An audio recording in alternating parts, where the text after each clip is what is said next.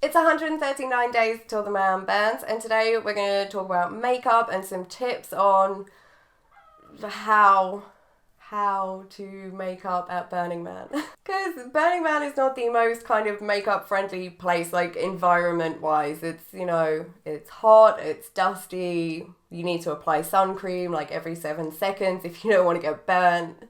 Night and day are like two different environments at Burning Man. At night it's much cooler and obviously the sun isn't smashing you, so you don't need to apply sun cream every 7 seconds to avoid getting burnt. So, yeah, the daytime is kind of the problem, and that's when most people want to wear makeup, or, you know, most people that are used to doing a full face of makeup want to be wearing their makeup because it's when people can really see you. So you can get some makeup that has SPF in it, but in general you're not applying enough makeup for that SPF to work. And you're probably not going to be reapplying it throughout the day. You know, you're not going to be like layering your foundation up every time that you need to reapply sun cream, because otherwise you would just have cake face by like 10 minutes after you apply it.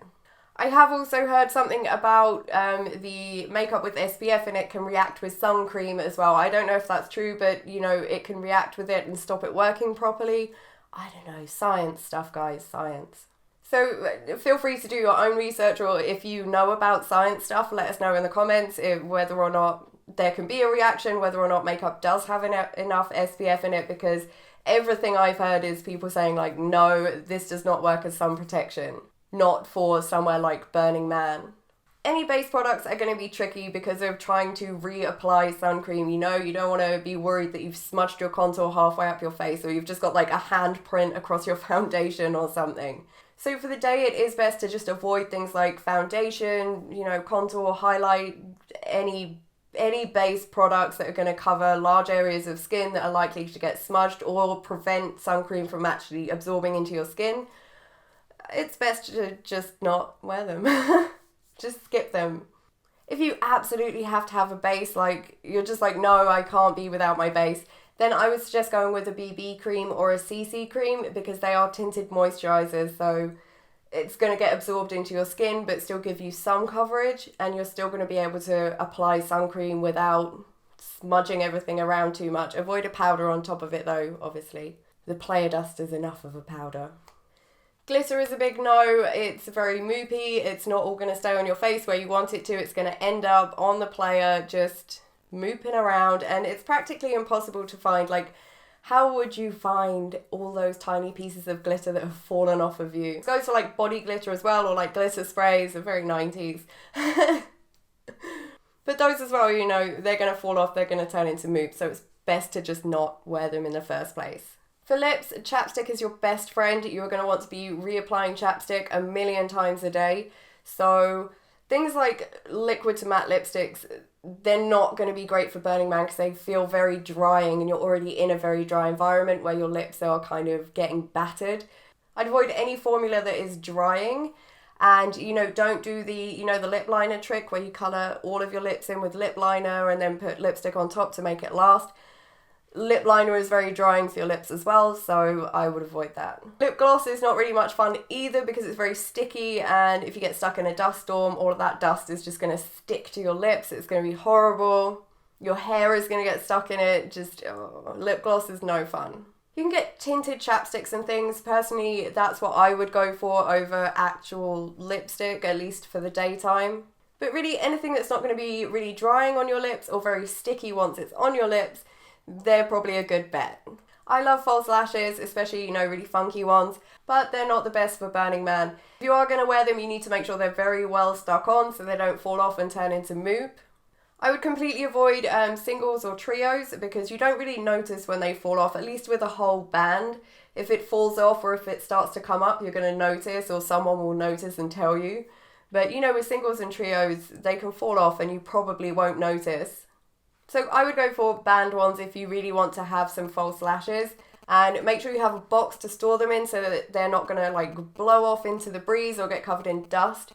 Make sure you have practiced putting them on because it's not as easy as some people make it look, especially the ladies of YouTube who are just like, false lash. You want to be a pro because with all the dust and everything, it can get in the glue and just make it impossible to get that eyelash to stick on where you want it to. Make sure you trim them first as well, because you don't want like an uncomfortable false lash that's like poking you in the inner corner of your eye. You really don't want things that are going to irritate you while you're at Burning Man, because the environment is irritating enough. If you're just planning on wearing kind of regular false lashes, you know, the ones that just give you a little bit more oomph, consider getting some eyelash extensions before you go, because then you're just not going to have to worry about them. You'll just wake up with fabulous lashes. You won't need to like be trying to stick them on through all the player dust. You don't have to worry about them falling off or anything like that. Mascara is great, but I would avoid using a waterproof mascara at Burning Man, because the environment is already very drying, and waterproof mascara is also very drying. It can make your eyelashes quite brittle. So go for non-waterproof stuff if you can. There might be certain days where you want to wear waterproof stuff because you know you're going to be like getting wet or something, but as much as you can, I'd avoid waterproof, or you're going to end up with some really sad lashes once the week's over. The waterproof mascara is really difficult to get off as well, so, you know, making it easier on yourself. Liquid eyeliner is great at Burning Man because you can get them in a whole variety of colours, you know, and it's not just for your eyes. You can draw pretty things on your face and just, you know, look amazing, and they tend to be very vibrant. Just make sure you don't get anything that flakes off when it dries.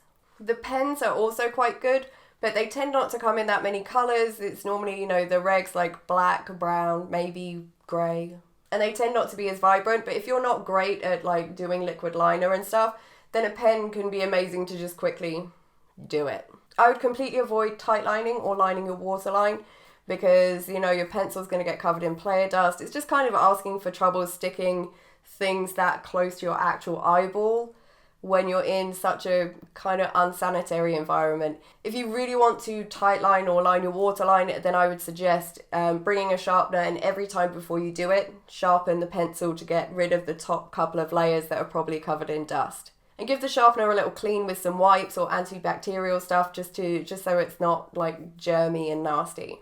I think the eyes are where you can really like play things up a bit if you want to look funky or do something nice and kind of look like you're wearing makeup without wearing a ton of makeup. I would suggest going for palettes over singles. You know, if you can find a nice palette with lots of colours that are going to see you through the week, that's great, because you don't want to have like a ton of singles just like rolling around, or to be dragging a ton of palettes with you. You can get magnetic palettes as well, so you can pop your own colours in there and you can make your own like Burning Man selection of colours. And I would suggest using a primer or a base underneath your eyeshadow to make it, you know, last a bit longer. White eyeshadow bases or a white eyeliner pencil underneath is going to make colours really, really vibrant and bright. And using black underneath is, you know, not going to make them bright. It's going to make them like a darker shade.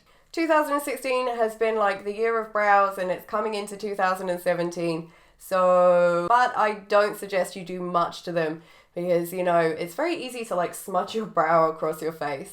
Especially coloured ones, like if you've done your hair blue and you want to have matching blue eyebrows, you know, it's very easy to smudge that.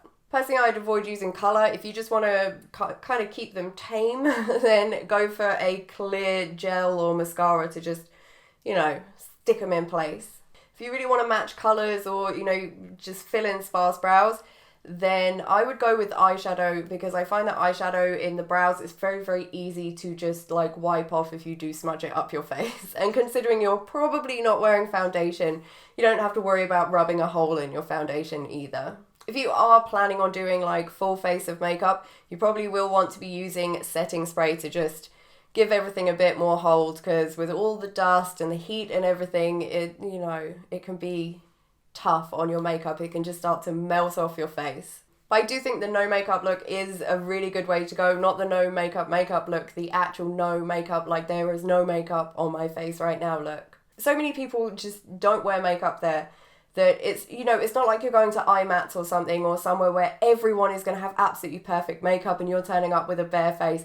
You're going somewhere where the majority of people are going to be barefaced. So, you know, it's not like you're going to be the odd man out, or odd lady out, or odd man out. And it really is just a hell of a lot easier. Any little stick-on things like gems and things like that, they're a big no for Burning Man. They do tend to fall off quite easily and just turn into moop.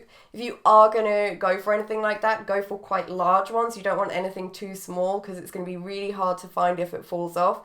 I would use Spirit Gum for the glue. It's a very, very strong glue that's skin safe, and it will hopefully keep all of that stuff secured. But I mean, the easiest way is to just not stick things on your face that are likely to fall off. For your nails, if you want to wear fake nails, I would suggest getting them done professionally so that there is no risk of them falling off. Definitely don't get the press-on ones where they've like pre-glued and they stick on, because they are not going to stay stuck on. You will almost definitely lose at least a few of them and have to hunt around in the dust for them.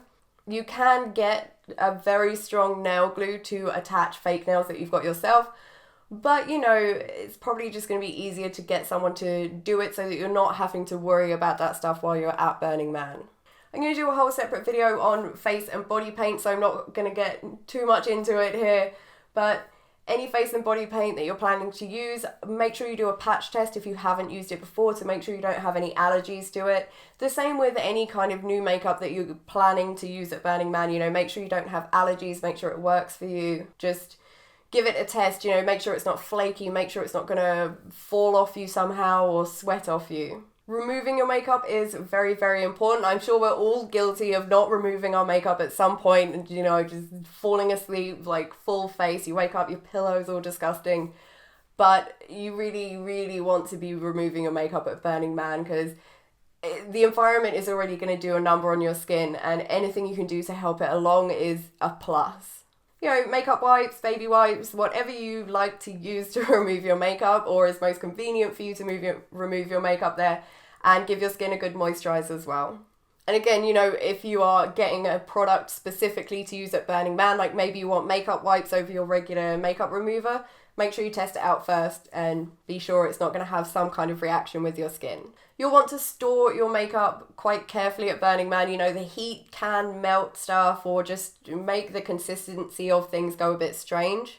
I find using a Tupperware container is quite good because it is solid. You're not going to accidentally like kneel on it. It's not going to get thrown around. It's like a little bit protected, and the, you know, dust isn't going to be able to get in there unless you're like opening it and leaving it open. And it's also a good idea to keep it kind of in a cool spot, like near your cooler, maybe in your cooler. But if you do, be very careful that the water cannot get into your makeup. And anything that you're worried might melt, stick that in a Ziploc bag inside the Tupperware container, because then if it does melt or explode or anything like that, you're not trying to deal with like everything being a complete mess. You're just dealing with, you know, whatever is in the Ziploc bag. So there's one other product I want to mention, and that is like sweat inhibitors like Skin Prep Pro.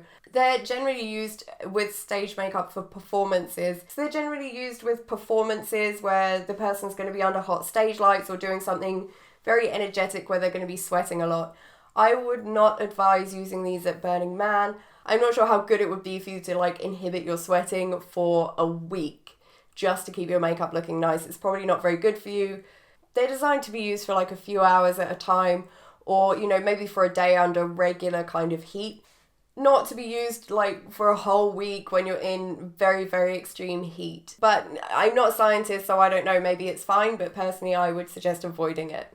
So I hope this was helpful, guys. If any of you have any tips or suggestions for, you know, makeup at Burning Man, how to store it, how to wear it, how to not wear it, then let me know in the comments. And as always, if you see me roaming around Burning Man, then feel free to come and say hi to me. Bye, guys.